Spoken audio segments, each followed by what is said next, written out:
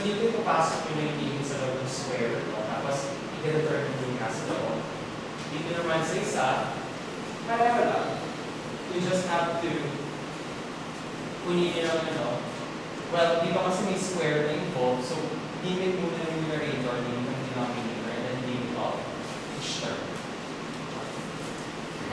Para the answer here is 2. The answer here is square root of 14 over.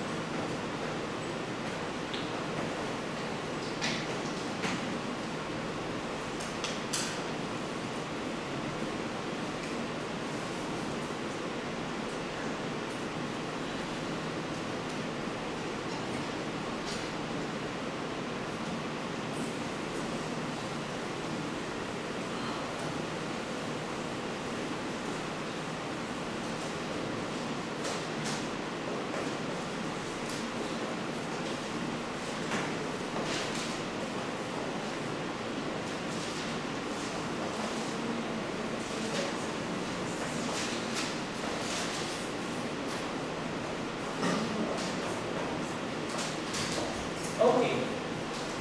Now let's go to the concept of indeterminate.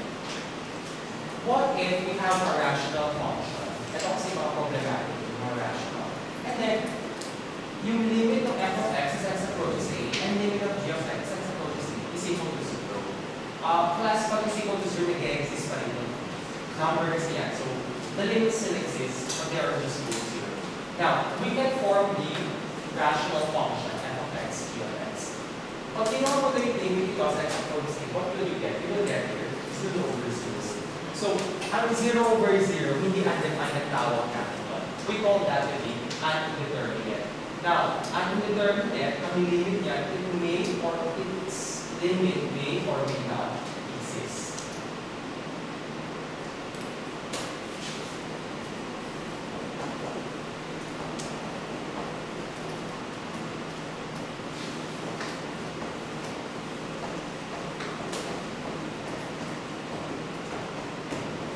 Hindi porke indeterminate, wala nang limit na that. Halimbawa, let's have the following. Let's look for the limit of 2x squared minus 2 as over x minus 1 as x approaches 1. So it will be the limit of the numerator and the limit of the denominator, di ba? So that would be, pag kinuha natin yun,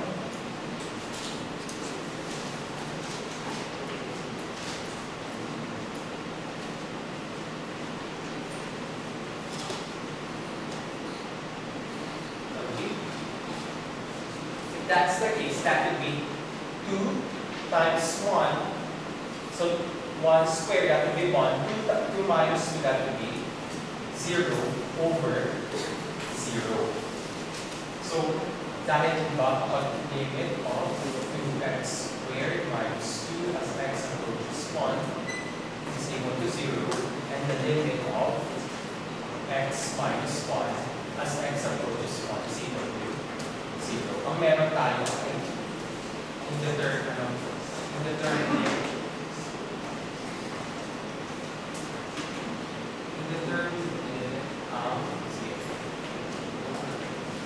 Limit of f of x, or limit of 2x squared minus 2 over x minus 1 as x approaches 1. So, how do we go about this problem here? Now, what we can do we can factor out something from we can factor our numerator. Ang numerator natin ay 2 times x minus 1 times x plus 1. At ang denominator natin ay x minus 1. Now, the limit, we're going, well, we can now look for the limit of this one as x approaches 1. Now, since ina-approach pa lang naman natin si 1, hindi pa, di ba, remember yung definition ng limit, we are just approaching 1, but not necessarily equal to 1. So, ito yung denominator natin, yung x dyan, hindi pa equal sa 1. So, this is not necessarily equal to 0. Ito rin, hindi to necessarily equal to 0. So, since itong dalawang factors ito, hindi pa necessarily equal to 0, we can cancel them out. So, we will obtain here limit of 2 times x plus 1 as x approaches 1. But what is the limit of this one? This is, well, but we can factor out 2, you will get the limit of x plus 1 as x approaches 1. You will get 2 times 1 plus 1, this is 4. Ano yung example natin?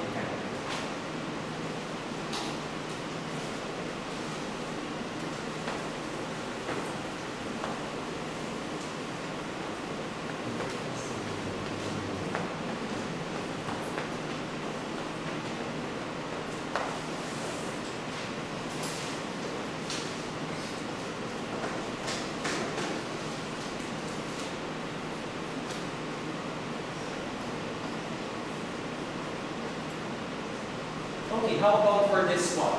Limit of x squared minus 7x plus 10 over x squared minus 4. If you substitute 2 immediately, what will you get here? Let's see. Ang makukuha ngayon natin dito ay, sige natin, 2 squared minus 7 times 2 plus 10 over 2 squared minus 4. So this is 4 minus 14, that would be negative 10 plus 10, 0 over 0. So this is an indeterminate. Then indeterminate to, ang gagawin natin? We can, let's try to factor out something. So this one is equal to limit of x minus, this would be x minus 2 times x minus 5. Sa ilalim naman ay x minus 2 times x plus 2 as x approaches. What can we cancel? We can cancel x minus 2. So we arrive at the limit of x minus 5 over x plus 2 as x approaches. So we get here 2 minus 5, that would be negative 3 over.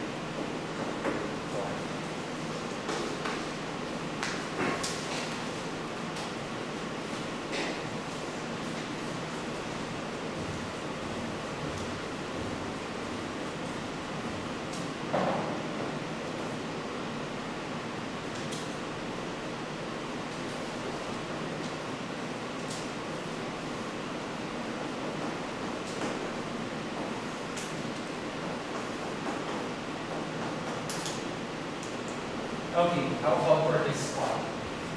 Limit of square root of x plus 5 minus 2 over x plus 1. If you substitute here negative 1, ano makukuha natin? Well, limit ng numerator, limit ng denominator, that would be negative 1 plus 5, so that would be 5 minus 1, 4. So we get here.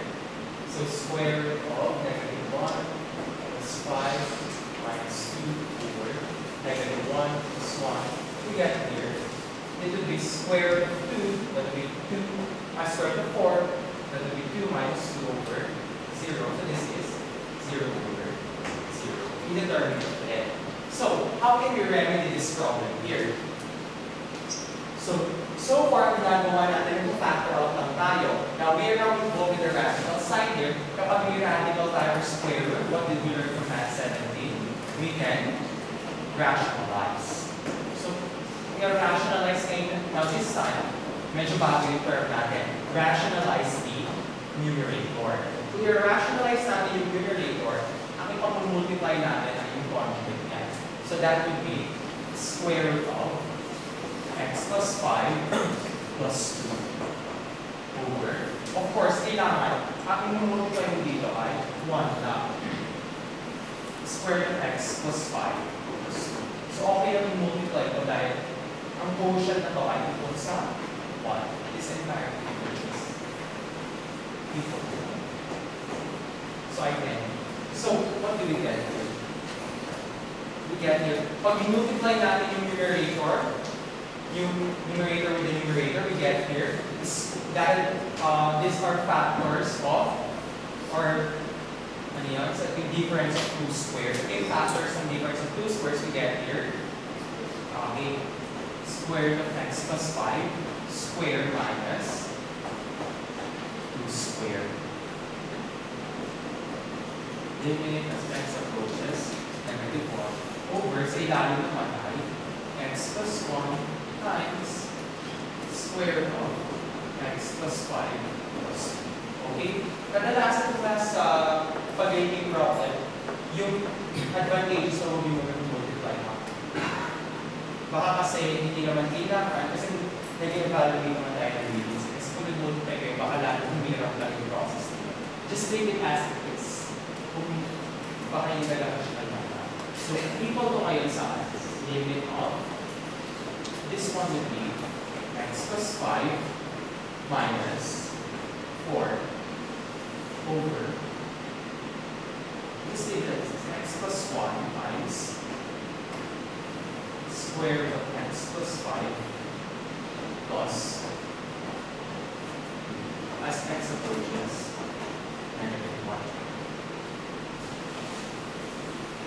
Okay, saan na yung equal to? So, yung numerator na natin, this one here, to simplify, what do we get? We get here, x plus 1. So, we get here, the limit of x plus 1 over this one as x approaches 1, what do we get? This one will be negative 1 plus 1 over, inilalim naman, sorry, bakit tayo gano'n? Ano nangyari? So, may x plus 1 tayo. X plus 1. Now, we're just approaching negative 1 here. What can we do with this x plus 1 and this x plus 1? So, not-cancel out x plus 1. X plus 1. So, we are left with yung numerator class, hindi 0. Yung numerator ay 1 all over square root of x plus 5 plus. Now, this is the reason kung bakit ko sinabi na huwag niyo muna simplify. And so, ano ulitin ito? Limit ng numerator ay 1. Yung denominator naman ay 1 plus 5, negative 1 plus 5, that would be square root of 4 plus 2. But this is 1.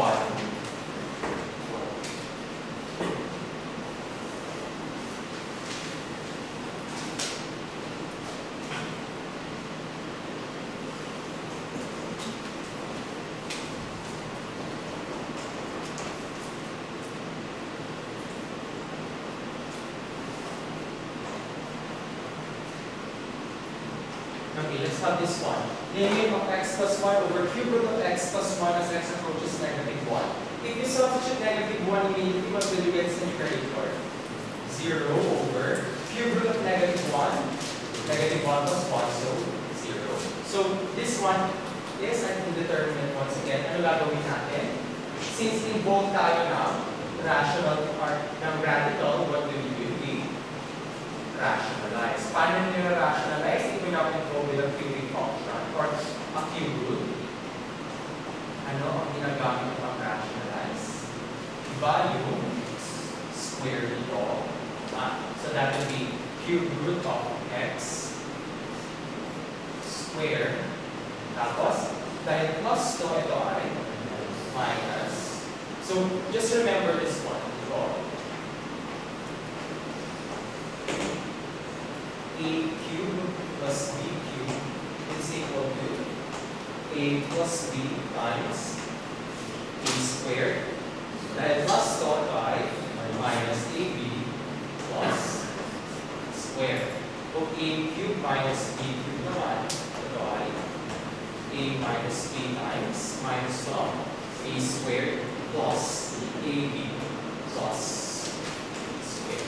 So, dahil plus to, this one would be 1/2. This is cube root of x times 1 plus 1 squared. Of course, the numerator then, yun yung gagamitin natin to preserve equality. So, cube root of x squared minus cube root of x times 1 plus 1 squared. And if we proceed at this operation, ano ang nasa denominator ngayon? Limit of. So, pag i-multiply natin yung dalawang to, ito yung diba? So, all you have to do is get the cube of this one and get the cube of this one and get this one. So, ano ang cube dito? X plus x. Ang cube naman ng 1. So, sa numerator naman natin ay x plus 1 times this entire factor here.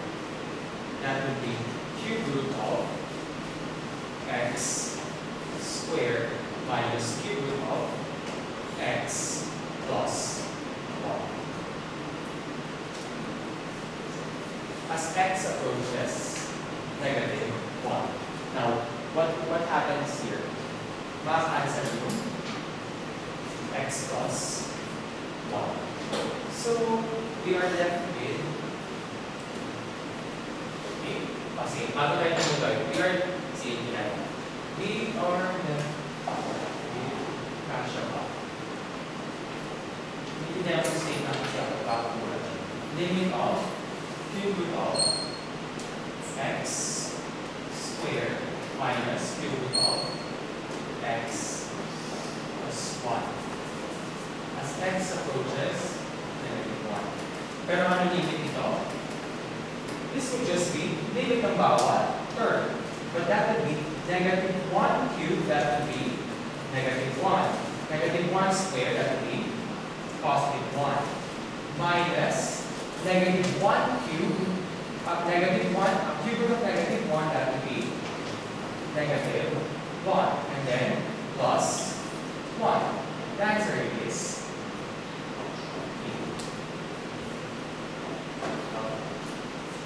now, I want you to notice here, guys. Ano yung mga kinancel natin? Na-cancel natin yung factor na x minus 1 when x approaches 1. As x approaches 2, ano yung kinancel natin na factor? X minus 2. Dito, ano yung kinancel natin? As x approaches negative 1, kinancel natin na x plus 1. And ano yung kinancel natin dito? X plus 1. Okay, bakit natin? So may pattern din nakikita, no? Bakit? Kasi di ba, nung sinubstitute natin yung 2 dito, nakuha natin ay 0. From math 7, yun ano yung sinabi doon? Kapag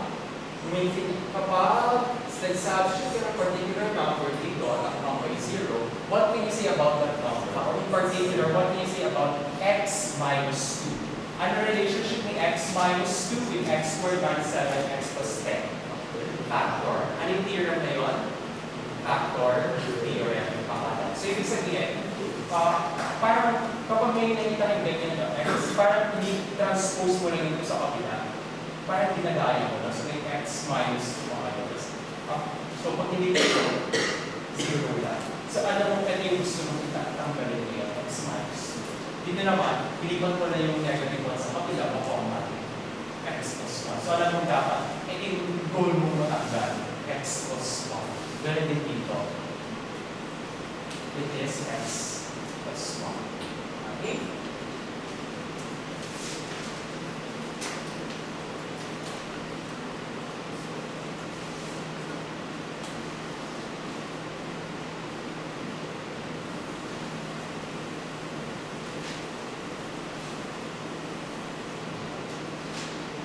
Okay, as a little brain teaser na, hindi natin sasagutan to. Just try to answer this one if you have time. Hindi naman lalabas sa quizzes natin. Pero, pagmuhihan nila, if you like. Number 6 and number 7. Limit of the cube root of x minus 1 over square root of x minus 1 as x approaches positive 1. So, this time, involved na kayo ng square root at cube root. Okay? So, try nyo lang kung paano mag-detect yung dito. And the answer here is there's number 7, limit of the square root of 12 minus the square root of x minus 3 over square root of x minus 2 as x approaches. Right? Okay? And the answer here is negative 1, 6. Hindi ganito yung mga lalabas sa quiz natin. Hindi naman siya masyado. Hindi yan time consuming, pero yung, creative. Parang kailangan nyo pa shape creative juices for the video. So, creativity yung kailangan nyo. Okay? So, let's have a break for a while. Pagbalik ninyo, we'll continue with more minutes. Choose 1 minutes na may nalagam. So, let's have a 8-minute.